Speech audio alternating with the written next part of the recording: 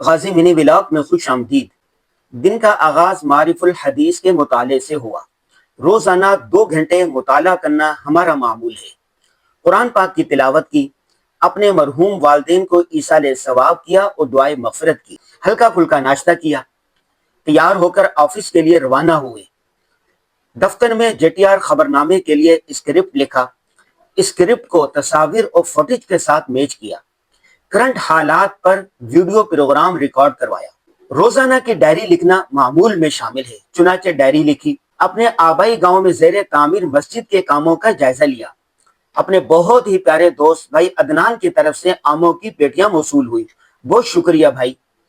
Doctor فراز کی دعوت پر ملاقات کے لیے ان کے پاس گئے، انہوں نے مختلف موضوعات پر مشاورت کی، اپنے آن لائن صحافت کورس کے طلباء کو اصلاحات دی، نیا سبق بھی دیا۔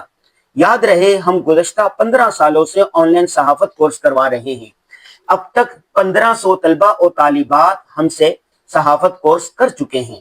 آپ بھی بولنے اور لکھنے کا مقدس فن سیکھ سکتے ہیں، مختصر سی ورزش کی، تاکہ صحت بہتر رہے۔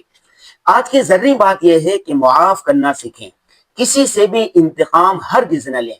اللہ تعالیٰ معاف کرنے والوں کو پسند کرتا ہے۔ اللہ حافظ۔